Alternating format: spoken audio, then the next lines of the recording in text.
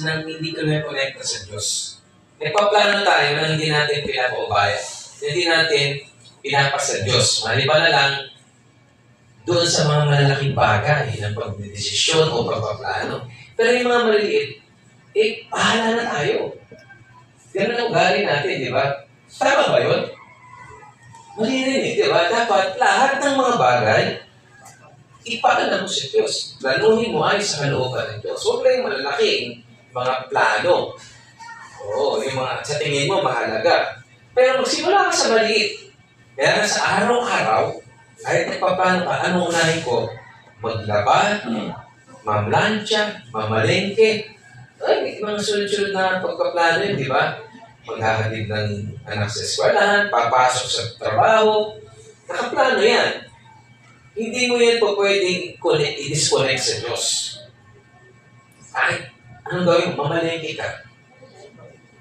Bumili ka ng ganito na ulam sa karinderya. Dahil kinukonekta yan sa Diyos. Hindi yan kumikilos ka ng sarili mo na hindi mo ikukonekta sa Diyos. Dahil kapag yun ay ginawa natin, trust that the Lord with all your heart and He will direct your path. Proverbs 3. Diba? Lean not to your own understanding, but trust in Him, and He will direct your path. Ganun dapat ang buhay natin everyday. Lagi ko sinasabi, exercise everyday yung buhay na yan. At wag, para bang come what may. Nabubuhay ba tayo na tsamba-tsamba lang? Na pagdating ng Lunes, nandito tayo, magandang Sunday, pagdating ng Lunes, tsamba-tsamba ulit ang buhay. Nagkakaroon na ulit ng tungkol sa Diyos pag Sunday. O kaya, malapit na yung Sunday. Ay, mababasa na ako ng Bible kasi malapit na yung Sunday. So, ganun ba tayo? Ganun ba yung ating buhay? But, parang ironic yun sa isang taong naniniwala sa Diyos, sa makapangyarihan niya sa lahat. Ang tao ba responsible? Hindi. Ang Kristiyano ba responsible? Hindi. Responsible. Kasi ginagamit siya ng marami na yung pagiging responsible ng isang tao, yan ang nagbibigay ng kalayaan sa kanya na gawin ko ano yung gusto niya. No? At yun ay pwede niyang sabihin sa Diyos na ito, ginagawa ko, ito ang responsibility ko. Kaya sagutin ko ito sa harapan ng Diyos. No? Kumbaga, it's my call. It's my responsibility. Tama ba ang kaisipan ito? So yun. Tama ba yung ganong kaisipan? Tama, pagpapasakop ba yun sa kalooban ng Diyos? No? Na, total responsibility ko naman ito. Magkamali man ako, walang pakialaman Diyos sa akin. Okay lang, sasagutin ko yung aking pagkakamali. Tama ba ang attitude yun?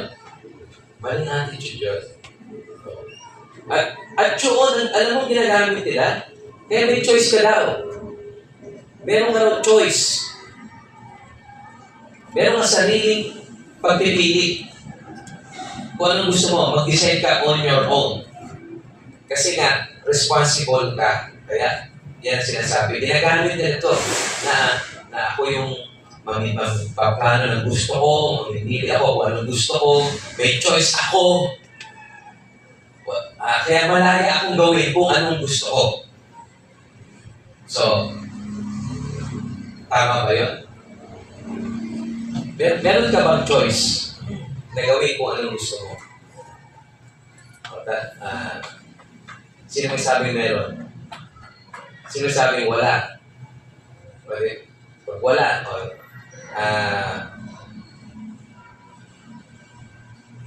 hindi tayo mga kilos na sabihin ng iba. Para tayo robot. Pag wala. Pero pagka sinabi mo na may choice ka, parang ikaw naman ang Diyos ng sarili mo. So parang babalansihin natin yun. Yung responsibility. Ang problem lang, ginagamit nila kasi yung responsibility na hiwalay sa Diyos. So, medyo ano pa natin, kasi malalim na kaisipan ito sa laban sa soberanya ng Diyos, laban sa pagkakas ng Diyos, na ang tao raw ay may choice kasi responsible siya. Mali pong pag-unawa yan. Hindi po dapat natin gamitin yung word na responsibility para i-justify na malaya tayo sa Diyos at kumikilos tayo ng malaya. Para may privilege. Kasi nagamit nila yan. Na dahil ako yung may responsibility, kaya ako may privilege ako. Nagamit nila yan. Yan sa kalaliman ito. Tanong, totoo ba yung ganon? Ang katotohanan, tandaan natin, ang Kristiyano, makakatakas ba ang isang Kristiyano na siya ay maging responsible o hindi? Ano ko po yung isip nyo? Pasensya na kayo dahil nahanto kayo ng pag-isip dito pa kayo. Makakatakas ba ang isang Kristiyano na siya ay hindi maging responsible? Gusto niya maging, kumbaga, whether he likes it or not, responsible siya. Sagot. Responsible. Pwede bang hindi maging responsible ang Kristiyano? Hindi. Yun. Doon mo sasagutin yung mga sinasabi ng mga iba na kaya nga may choice ako dahil responsible ako. Yan ang narinig natin na pangkaraniwan. Pero, anong sagot doon? Ano ang sagot doon? Ikaw talaga ginawa ng Diyos na responsable. Ano ba ibig sabihin ng isang responsable tao? Ang isang responsable tao, lagi niyang pinapaubaya sa Diyos kung ano yung gagawin niya. Lagi ang ginagawa niya ay kung ano yung kalooban ng Diyos. Yun ang responsable tao. Ginagawa niya kung ano yung tama. Di ba? Ikaw ba mayroong karapatan na umiwas na gawin kung ano ang tama? May kapangyarihan ka ba? Mapapaliwala ka. Wala. Hindi na. As Christians, hindi. Talagang tayo ay susunod at susunod sa Diyos kung ano yung tama. At nasaan ang tama? Nasaan yung sinasabi niyang tama? Nasaan? Nasa utos. Nasaan ang utos? Nasa salita. Nasa Bible. Yun ang sagot. Ibig sabihin, yung tama na dapat natin gawin, nasa Bible na. Walang invento, hindi nasa TV, nasa news, nasa FB, wala rin ang utos. Ang utos nasa Bible. Kaya tayo, responsible na sumunod. Yun ang ating, kumbaga, yun ang tamang kasagutan at tamang pag-iisip. Hindi iyan, kumbaga, basihan. Hindi iyan justification na, ay, kaya gusto kong, ang pagsunod ay gusto ko, kaya ako sumusunod. Tandaan natin, lagi nagkakamali, lagi hindi, hindi natin alam, we are not aware. Kaya tayo sumusunod dahil gusto ng Diyos. Diba? Kaya mo tinanggap, ito, babalikan natin, simple lang. Kaya mo tinanggap si Kristo dahil ba gusto mo o hindi? Kung gusto mo, di ikaw ang sumunod at ikaw ang naging cause ng pagsunod mo sa salvation. Naligtas ka dahil gusto mo. Tama? Kalooban din ng Diyos. Kalooban din ng Diyos. Kaya din, kasi maraming tao ang gano'n ang kaisipan. Sumusunod lang sila sa Diyos dahil gusto nila. Yun ang iniiwasan natin. Hindi gano'n ang pag-iisip ng Kristiyano. Hindi gano'n ang sinasabi ng Bible. Marami dyan Kristiyano, marami dyan born again. Kaya sila naging born again dahil gusto nila maging born again. Hindi kalooban ng Diyos. Hindi sila dumaan sa proseso na tinawag sila ng Diyos, nakilala nila yung Diyos, nagpakilala ng Diyos sa kanila, kaya tayo, di ba, may irresistible grace tayo sa tunit, sa doctrine of grace. Nung tumawag ang Diyos sa iyo, nakatanggi ka ba? Hindi. O yun. Kaya ka naglilingkod sa Diyos. ka hindi nakatanggi? Tanong ko, ba't di ka nakatanggi? Kasi, ang hindi. Ang tumagot sa iyo, ang Diyos. At ang Diyos ay makapangyarihan sa lahat na tumatawag sa iyo. So, ibig sabihin na ikaw ay sumunod, nakilala mo ang Diyos na makapangyarihan sa lahat. So, Kaya ka sumusunod.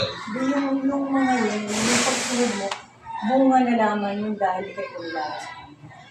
Bunga na Yung pagsunod mo, bunga ng pagkilala mo sa Diyos. So, natin to, akala nyo parang normal lang, pero hindi ganoon ang tunay. Yun ang tamang pag-ibig, hindi ganoon ang tamang pag-iisip. Nakaugat yan. Kailangan tinuturo, nakaugat yan sa pagkilala natin sa Diyos, tulad ng panalangin, nakaugat yan sa pagkilala natin sa Diyos.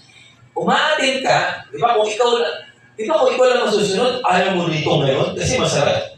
Masarap mag-ball, masarap magtrabaho, kumita ng pera. Kung ikaw ang masusunod, di ba? Anong say-say ba? Kaya nag-ipon ipatay mga tanga rito.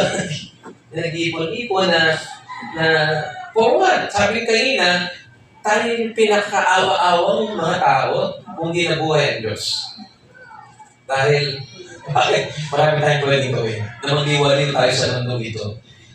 At sabayan natin sa pagpapasaya yung mga tao niyan kung gawin mo whatever you want. Yun ang sabi sa Ecclesiastes, di ba? Pero hindi ganun. Hindi ganun ang ating buhay. Alam natin kung ano yung kalooban ng Diyos sa atin. Sumusunod tayo dahil kilala natin ang Diyos. Yun. Hindi. Kausapin niyo yung kaibigan niyo na sinasabi niya born again siya. Kausapin niyo, kapitbahay niyo. Tanungin mo, kaya siya naging born again. Dahil gusto niya maging born again. O, mali yun. Maraming gano'n na nakaugat ang kanilang desisyon sa kanilang sarili.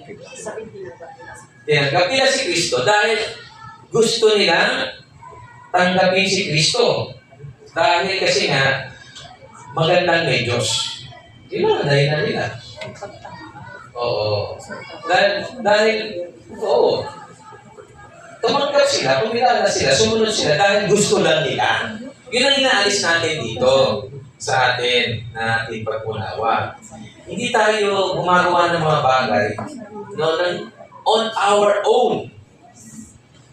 We do our things, kaya nga, kung ito sa pagkilala sa salvation, ito ginawa mo, bakit hindi gano'n ang ginagawa mo sa paglalaba, sa pagpaplantya, sa pagbibili ng mga bagay sa palengke? Lahat sa Diyos, lahat yun. Lahat yun, ibiyaya ng Diyos. Ginagawa mo yun dahil ikaw ay isang responsableng asawa. Di ba? Nagilingkod ka sa iyong pamilya dahil responsable kang ina.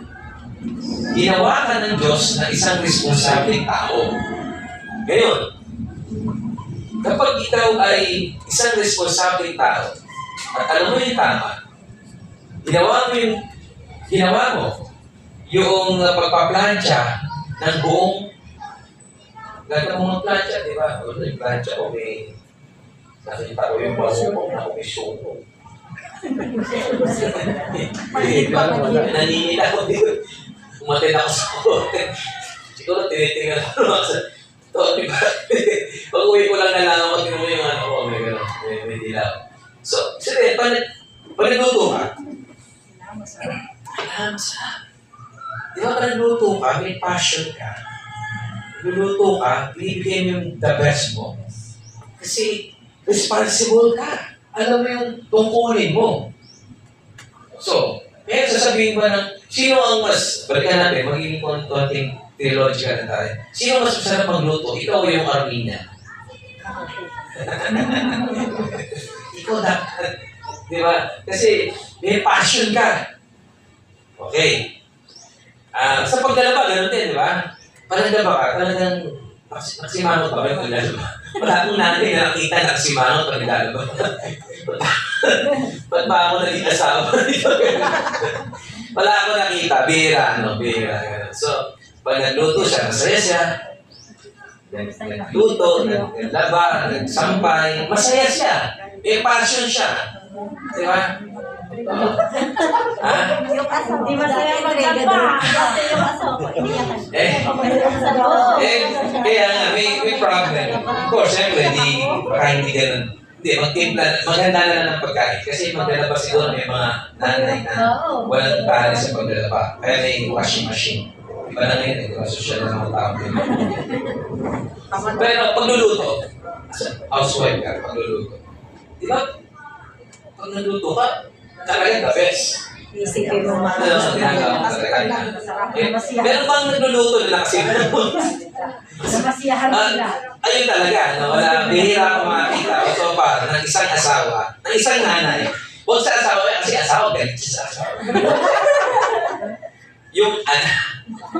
yung anak, pag nagluto siya, talagang tinagaan para sa anak. Masiyahan Kasi siya. ano, ginawa ko, kasi wala yung asawa. So, pag nagluto, walang ganun, di ba? Wala silang, hindi namimilit. Pero ikaw, responsible ka. Responsible ka. Ginawa ka ng Diyos na maging responsible. Is it your, iba sinasabi na, it's my choice. Ako, ilagam sa ganun. Dapat ako. Ito, ginawa ng Diyos sa akin. Tinigin ng Diyos sa akin. Tayo na naniniwala sa sovereignty ng Diyos. Huwag tayo. Pero naniniwala, di ba yung mga nasa television, it's my choice. I want this. Sino mo pag sinasabi nila, wala sa Diyos. Di ba? Kaya allergic na tayo sa ganun eh. Kasi aware na tayo na, wala ka ba sa Diyos na it's your own choice? Na I want to serve my family, it's my choice. Ano kapatayuan nila sa mga ng Diyos? Di. But they say, kaya nga ganito yan, nababasa, sabi rito, all the ways of man are clean in his own eyes. But the Lord weighs the heart, the spirits. Yun. Kaya, pero sabihin niya, Christian ako, born again ako eh. Pero it's my choice to serve my family. It's my choice to do this. So, you see the heart ng tao. Bakit ka nakadetach doon sa Diyos? Na it's your own choice. But wala lang Diyos doon wala lang connection ng Diyos doon sa ginagawa mo. You see, nakakabasa ka ng puso ng tao. Pero si Manny Pacquiao, di ba, siya Baptist, pero kung sinasabi hindi. Kaya ako nanalo dahil sa awa ng Diyos. Sa abag ng Diyos, sa Diyos to. You see the heart, you see the spirit of a person. Na kahit hindi siya Calvinist, siya magaling sa theology, pero alam niya, yung puso niya, Diyos lahat. Di ba? Yung magsasaka, doon sa bukid. Ayan. Ay, may bagyo. Di ba? Ay, wala. Ano sasabihin na magsaka? Ang Diyos, aasa lang kami sa Diyos. You see that their hearts, no? Na wala silang mga gawa. Maasa sila sa biyaya ng Diyos. Bakit sa ibang bagay hindi gano'n ang iyong pananaw? Bakit sa ibang bagay ikaw na? Bakit sa ibang bagay lakas mo na? Bakit? Di ba dapat lahat? Yun ang point. Lahat ng mga bagay sa Diyos yan. Kaya, ito yung ating pinapaunawa. Kahit ano man liit niyan, ipasa Diyos mo. Ibigay mo sa Diyos lahat ng mga bagay. Balikan natin, ganito. Ito. Tama ba na mag-share ka ng gospel? Yes. Tama. Tama, nasa Bible. Diba? So, spread the gospel. Spread the word of God. Share salvation. Okay. Ngayon, tawag dito. Pag ginagawa mo ba yan, napipilitan ka? Dapat hindi. Diba?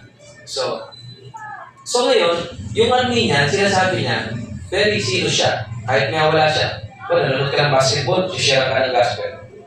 Kasi, sabi sa Bible, share ng gospel. Tama ba yun?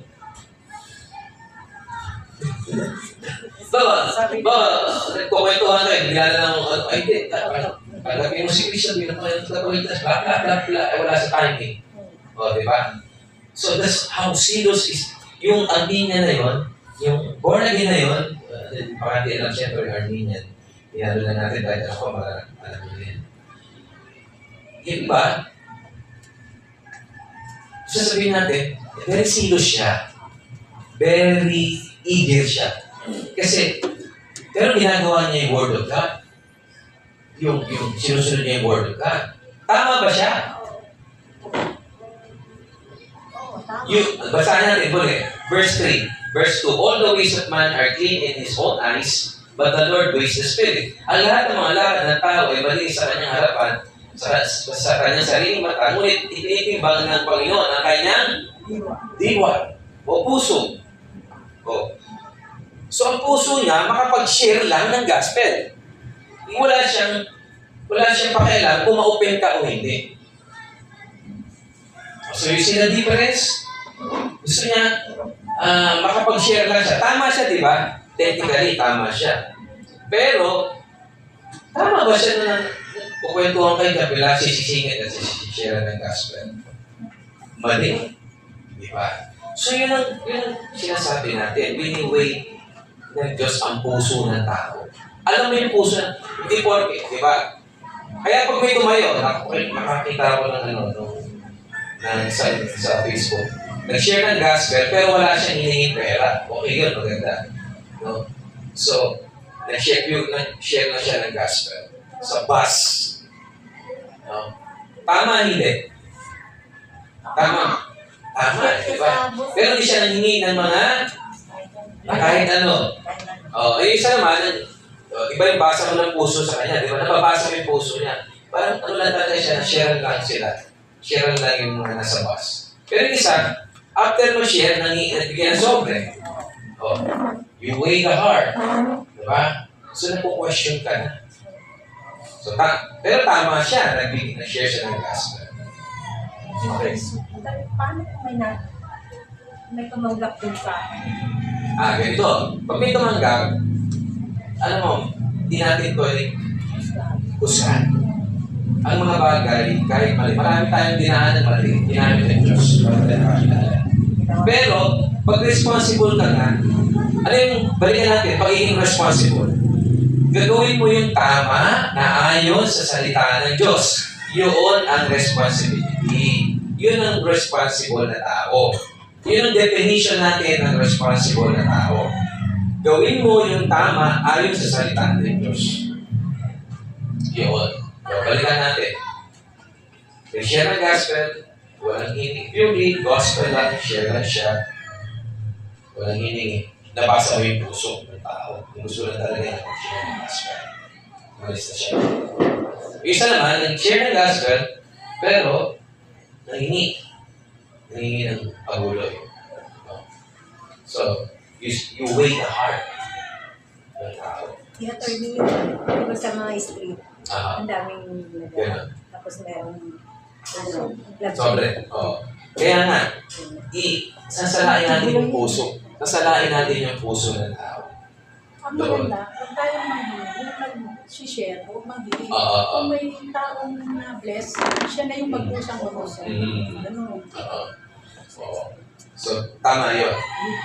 Kaya, we cannot question yung tao na yun. Pero, dahil ba ganun ang ginawa niya na kahit di siya nalingi, ganun din ba dapat gawin mo sa pag-share ng gospel? Ano yung sinasabi ng Bible? Hindi naman ganun. Pwedeng hindi ganun ang pag-share ng gospel.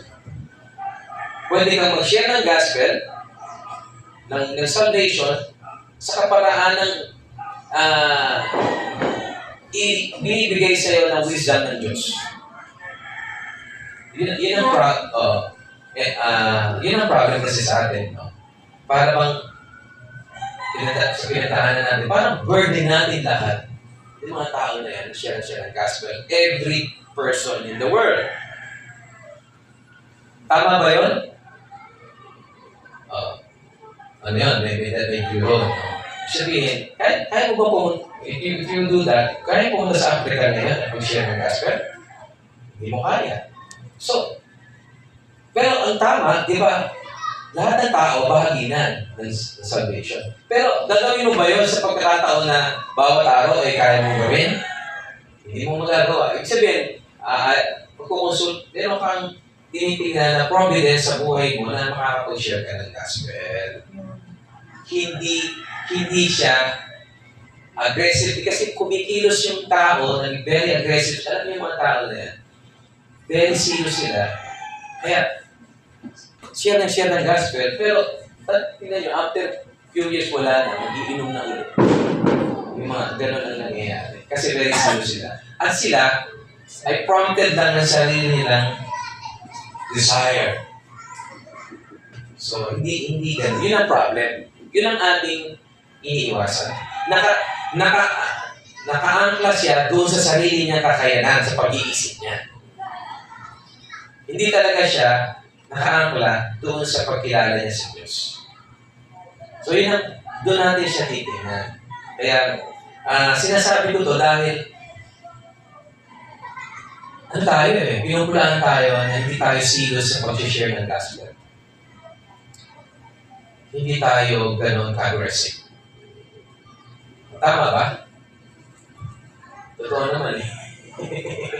Pero, di tayo, kasi nga sila, aggressive sila in a wrong way. Yun. Pero, ito, dapat dahil responsible tayo. Halimbawa, yung nanay mo, di Kristiyano. Kristiyano ka. Nag-share ka ng gospel. May seriousness, wala. May passion, wala. Meron. Kasi nanay mo yun eh. Kukasyonin ka ba ng Armenia na, hindi, mas serious kami. Hindi. Yung seriousness mo na share mo yung gospel sa nanay mo, sa kapatid mo, ay wala makakapag-question doon kung gaano ka-passionate o aggressive or serious nung share mo yung gospel. At kung ikaw nga lang, gusto mo, maligtas siya ng araw na yun. Kung ikaw masusunod. Pero alam mo, hindi ikaw nasusunod kung hindi ang Diyos. So, yun ang sinasabi natin. Responsible ka, you commit your work unto the Lord, and the Lord shall establish your thought, your work. Yun. Doon natin siya na i-apply ng maayos. Gawin mo yung responsibility mo, na share ng gospel, ang asawa mo, anak mo, share mo. Tapos, ang Diyos, alam mo, ang Diyos ang kikilos sa Kanya. Ganun natin siya tinitingnan. Ganun dapat ang pagiging responsible. Kung tutusin, hindi ka papayag na masilos yung isang Armenian sa iyo na nagsishare ng gospel sa iyong magulang. Hindi ka papayag. Masilos ka. Maliban na lang, hindi mo alam yung salvation at hindi pa malinaw sa iyo para mag-share ng gospel. Pero kung malinaw na yan, siguro nobody can question your seriousness. Yung pagiging responsible mo. At with that, anong maganda ron? Yung purity ng motive mo, nalilinaw. Hindi ka kumikilos dahil gusto mong i-praise ang sarili mo. Yan. Hindi ka kumikilos dahil gusto mo lang ma-please ang ibang tao. Yun. Kumikilos ka dahil gusto mong i-glorify ang Diyos. Kaya rito sabi, gumawa ka ng tapat, work faithfully, kumilos ka ng tapat, but trust God for the outcome. Kaya nga, mas malinaw na yung pag-intindi natin nasa Diyos nasa tao ang gawa, nasa Diyos ang awa. Mas magiging malinaw, magiging tama ang ating pag-intindi. Na tayo, gumagawa tayo, no? Ayon na rin sa awa ng Diyos, sa lakas ng Diyos, at after natin gumawa, pinapaubaya natin sa Diyos ang ating gawa. Yun ang tamang pag-iisip. At pagsunod, no? Hindi ka nagmamalaki. At hindi ka na po-prostrate. Di ba meron kang gustong gawin, tapos hindi natupad? Very aggressive ka eh. Gusto ko, tawag dito, gusto kong ma-promote, sa promotion, sa akin, ano, gusto kong makabenta, aggressive ka, nasa sales ka, gusto kong makabenta, hindi naman natupad yung sale na yun. Nagagalit ka na yung sama ng loob mo. Magsisisihin mo pa ibang tao. Di ba? Sisihin mo pa ibang tao. Pero pagka ganito ang pag-iisip mo, nag-plan ka, at ang pinabayan mo sa Diyos, ang resulta nito, anong pananaw mo sa isip mo? Ay nasa Diyos ang awa. Nasa Kanya ko ang pag-aas. Pag hindi natupad, hindi ka naman. Hindi ka naman. Parang panalangin din, katulad ng ating nanalangin tayo, responsible tayo na manalangin.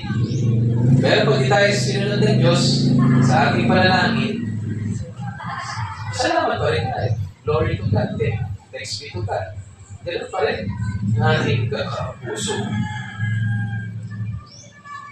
Kaya ang tawag dyan, yung pagiging responsible natin, disenyo kaysa choice.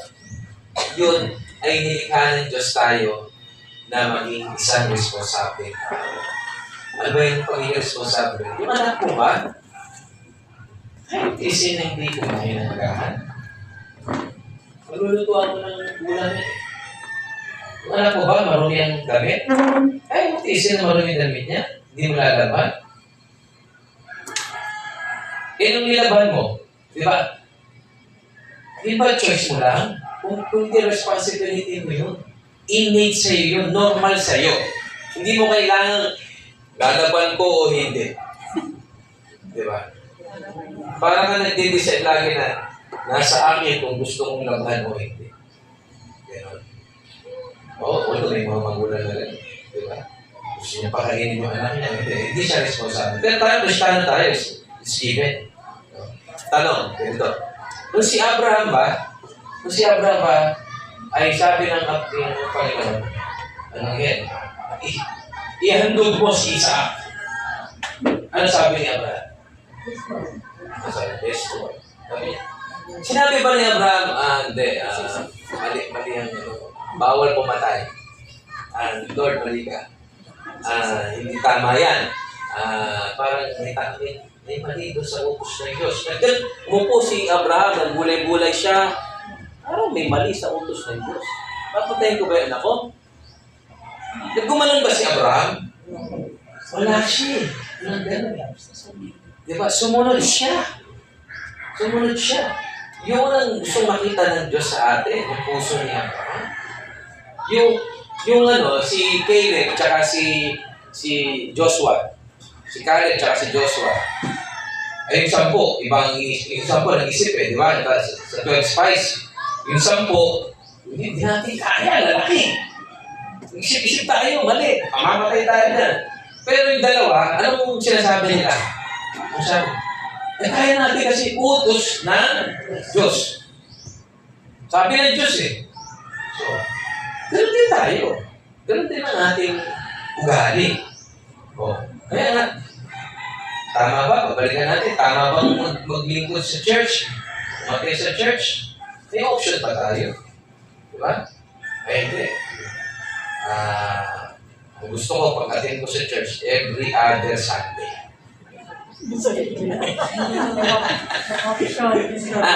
At pagka medyo konting dagdag lang, hindi na ako attend. Kasi maganda tayo. So, bigyan ba tayong option? Wala eh. Ha? Titignan mo, preacher ngayon, sa ganito. Pass mo na. Hindi ko type ko. Ay, tsaka hindi. Mamimili siya ng Atin si ganito, naiisa ko sa mukha nito. Hindi ako atin. Lalaktawan ko yan. Sa next Sunday ako, wala siya. Hindi, lagi mo mali. Lagi kumate. Kaya hindi ako kumate. Lagi nandiyan siya. May dahilan siya. Siya na pala. So, see? Ganun ba? Napakasimpleng, di ba, ilustrasyon. Hindi Kristiyano. So, ganun tayo. Pagpagulo lang. Diba? Ito yung buhay na, kaya nga yung yung pagsama sa isang church, di ba? Ano yan eh? Hindi gusto ko. Hindi gusto ko posisi ang gusto ko. Tsaka victory, namimili ako. Ha? Tsaka kapalaran outreach. Kapalaran outreach sa mga tatlo. Ganun ba tayo? Hindi. Di ba? Kasi yun yung sinasabi ko. Tayo, nakaka-focus tayo doon sa kalooban ng Diyos sa Bible. Kahit na anong laki ng church na yan, kahit anong ganda ng nandiyan mga artista, nandiyan mga sikat na tao, kung hindi ka ilalagay ng Diyos dyan, hindi ka dyan ilalagay. So, gano'n. Gano'n ang buhay natin every day. No? Hindi tayo.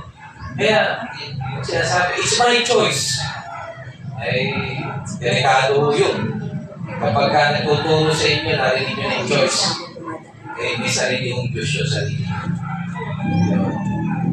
Sumusunod tayo. Kaya lang, kasi pinilit ka lang. Hindi. Pinilit ba tayo? Masaya tayo sumusunod eh. Si Abraham, pinilit ba siya? Masaya siyang naghandog kay Isaac, hinandog si Isaac. Pero nakita ng Diyos ang puso niya, kaya hinarangan, hinandangan. Kasi papatayin niya talaga eh. Ganun tayo. Kapag nakilala mo na ang Diyos, kahit ano pang gawin niyan, ano pang consequence at yan ang utos, gagawin natin. Kaya pag tayo ay pagpaplano, kikilos, alam natin kung ano yung tama. Nasa Bible, sundin natin. Okay? May plano daw sa linggo. Advanced planning. Magkakasakit. Hindi. Ano na yan? Medyo na, may hihit. Sa Lord Supper daw. Absent. Sa Lord Supper. May Lord Supper. Nagawa na. So mga ganun, di ba? So yun na. Nangyayari sa atin yan. Kasi nga, di ba? Ganun. Iiwasan. Sige. Okay, question. May question? Si Alvin, may question siya. Sige. Guys, tanongin nyo. May choice ka ba na inalang yung pamilya? Example lang. Ganun. Kaya, magkakaroon to yan eh. May choice ka ba na siya maging asawa mo? Hindi, nung una, siyempre, hindi ka pa Kristiyano, pinili mo siya. Pinili mo.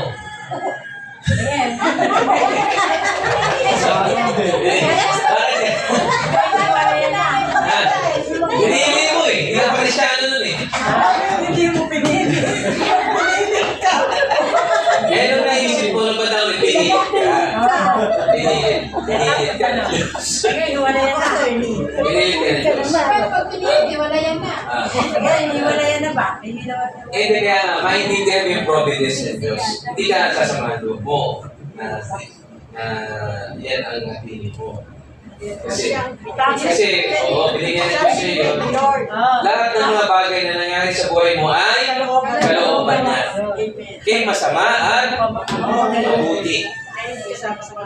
Ayan, yes. Dahil everything works together.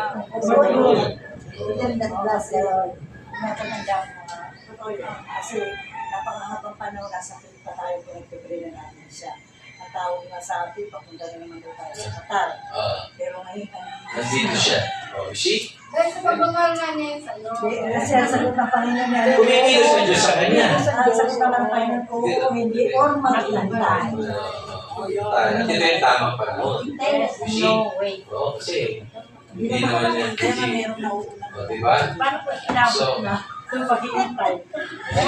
Paano ginabot na ng kahihintay? Kalooban ng Diyos na. Talagang hanggang dyan lang siya. Hindi, sa huling sandali, doon siya nakakilala. Hindi natin alam. Oo, bigyan mo sa huling hugot ng hilinga. Meron yung gano'n. Kaya, merong nakabulol ka, nahugot ng hilinga. May nag-text. Hindi, kailangan bawat bago maputulan ng hininga. Kailangan may buhay pa siya ng pagtanggap para pasok. Yung sinasabi nyo, hindi nakabulol siya. Oo. Parang tas may nag-kiss. Kasama yung asawa niya. Kasi siya Yan, mga providence niya, kilos ng Diyos. So, maintindihan mo paano kumikilos ng Diyos. Yun ang naman lang sa atin, na paano kumikilos ng Diyos sa kanyang kapangyarihan. At paano natin ito kino-consider. Paano natin yan tinatanggap. No? Yan, di ba? May pamilya ka, may nakapasaway, may sawang pasaway.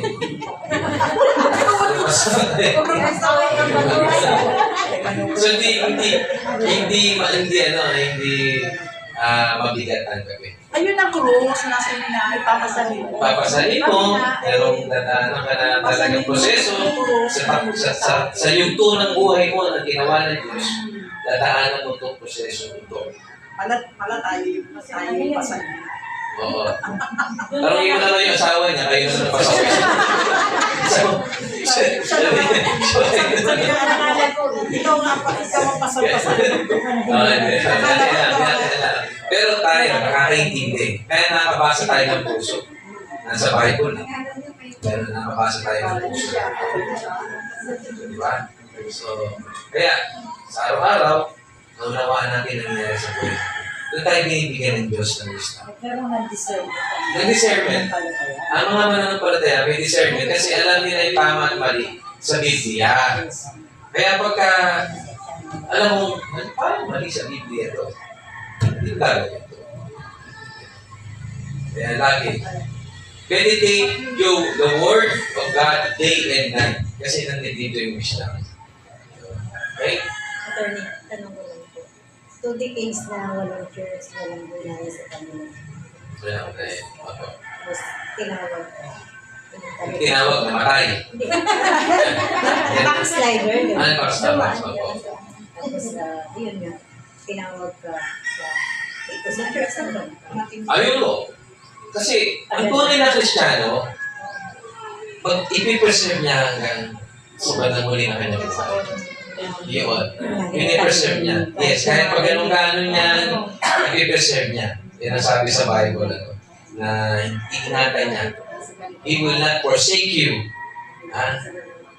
So, He will preserve you. Yan ang mga salita ng Diyos sa awit. Iingatan ka siya. At yung patunay sa inyo na kahit kayo, balikan niyo yung buhay niyo, sabi ako na nandito. Kaya na kasi, tayo, ito sa napaka-humble na abode natin dito, ng church natin. Pero, alam natin, nagtitipon tayo at sumasamba sa isang totoong Diyos. At lumalago tayo sa pananampalataya. Yun ang ano. Otherwise, hindi tayo, you can go anywhere. You can go anywhere. Hindi kayo lumalago. Pero, nandito tayo, simple yung pagkasama-sama. Lumalago tayo sa pananampalataya. That's more than enough. No? So, kung ano man ang narilihan sa labas ng iglesia nito. Walang yung structure nito. So, enough yun. You grow, you understand, you're getting nearer to God. Ay, walang makatutumbas doon. Iba na dyan. Di ba? Huwag kang maingit sa karangyaan ng masama. Di ba? Sabi ng Ecclesiastes chapter 3, chapter 3, yun daw manggagawa na kumakain ng konti o marami, nakatutulong ng mahilig sa gabi. Pero yung mayaman, na maraming pag-aari, iniisip, hindi makatulog sa gabi.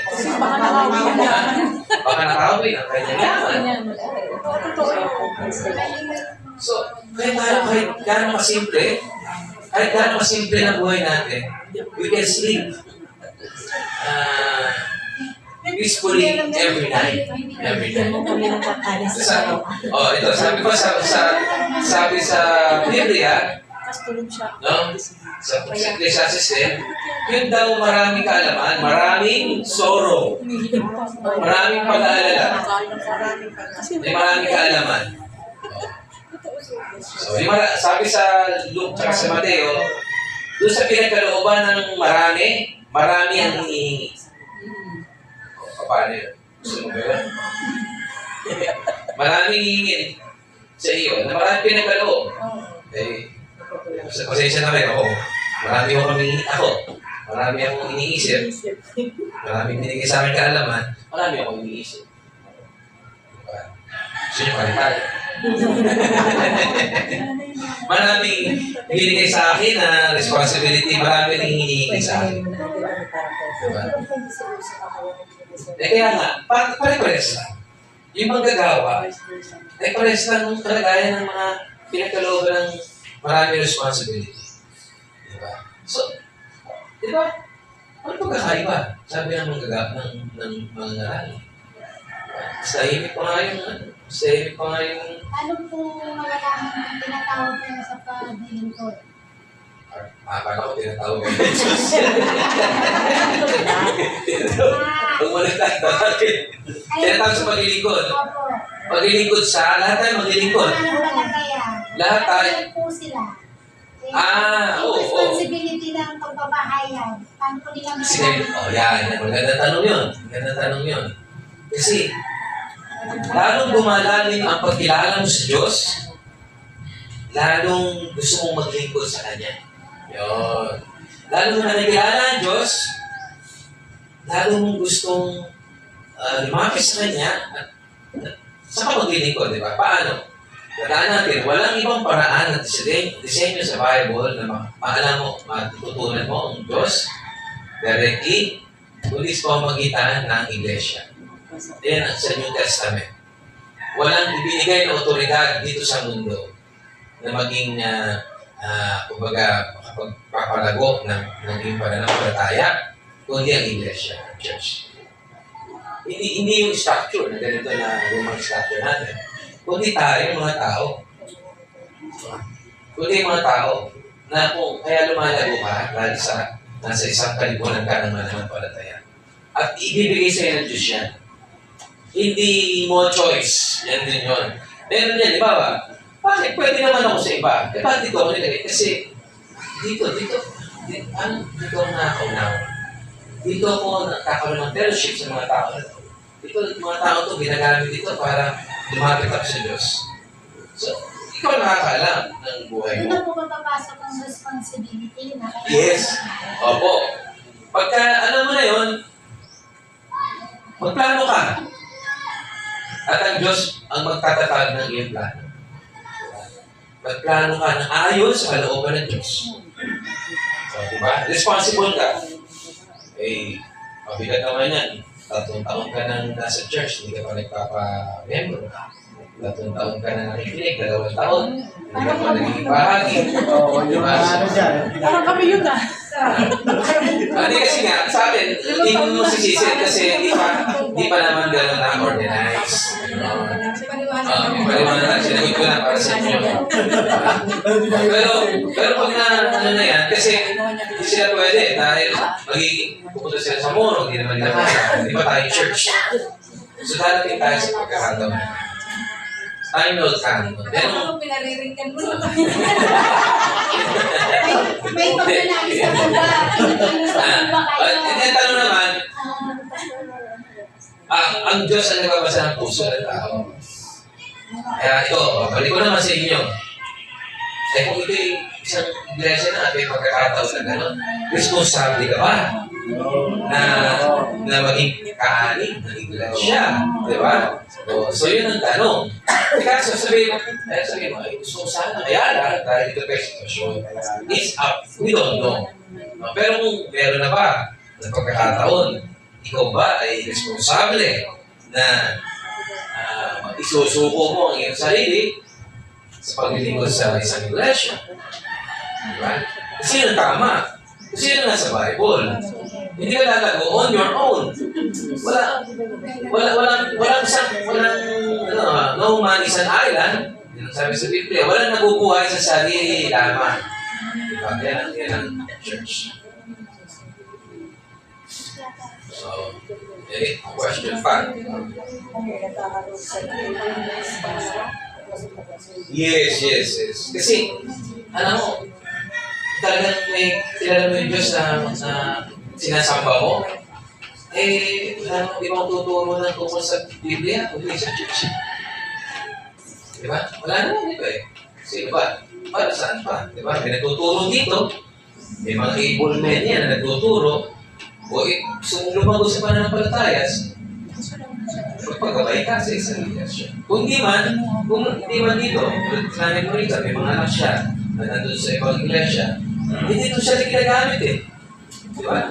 Si Sister Pachi, lagi siya ginagamit dun sa church nila. Iniisip niya dito. So, ang nagbibigay ng gabay, ang Diyos, sabi niya, ang Diyos ang nag-establish ng plano natin. Ang pananaw ko kasi doon yan, hindi naman kailangan magkakasama kayo sa isang church. Sa Ang mga church. naglilingkod sila sa tao. Yes. Kasi may mga iba't ibang local churches na kinikilala ang Panginoon. Na tama ang aral, tama ang pagtuturo, tama ang pastor. Hindi naman lahat, di ba? So, pero pag nandiyan dyan yan, at ikaw ay hindi pa rin kumikilos, hindi ka pa responsable, ikaw may problema. May problema ang puso mo. Okay? So, malinaw. Hindi na ang ating pag-uusap. So, okay? Last question? Okay na? Yes. Ha? Sige, mag-ano na tayo. Pag-pray natin, dalawang church. Tama? Dati. Sige, dalawang brother natin. Parang isa na lang yata kasi isa na lang po yung ano eh. Isa na lang. Hindi pa. Kasi hindi naman na